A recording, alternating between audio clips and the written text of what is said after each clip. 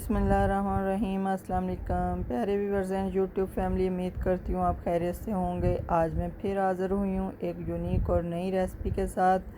गर्मी के मौसम में बहुत ज़्यादा गर्मी की शिद्दत, प्यास और कई ऐसे लोग हैं जिनका खाना हज़म नहीं होता, मैदे में जलन रहती है और उसके लिए ये बहुत ही ज़बरदस्त शरबत है।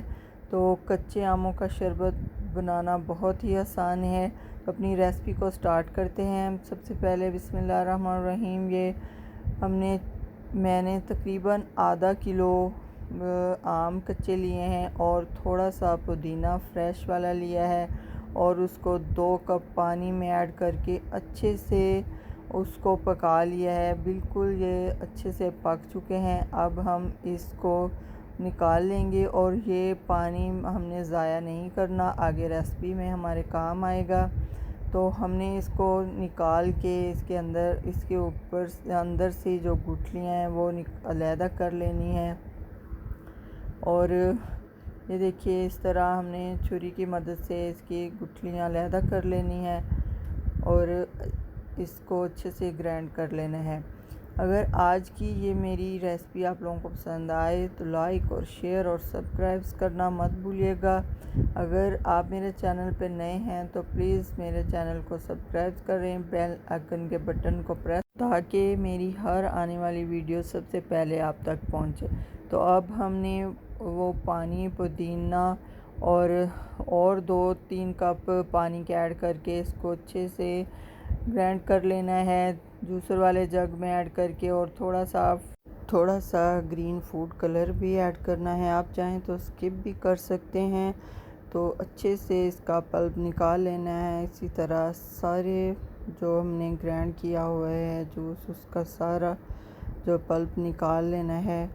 और यकीन मानिए ये शरबत इतना टेस्टफुल और इतना मज़ेदार बनता है। आपके मैदे की जलन, आपके गर्मी जो मैदे में है और आपका खाना हज़म नहीं होता, और उसके लिए किसी बर्तन में ऐड करके इसमें 2 कप चीनी के मैं इसमें 2 कप चीनी के ऐड कर रही हूँ। आधा किलो हमारे आम थे कच्चे और 2 कप मैं चीनी के ऐड कर रही हूँ। आप अपने हिसाब से कर सकते हैं। तो ये जो ऊपर झाग आ जाती है, इसको हम अलहदा कर लेंगे।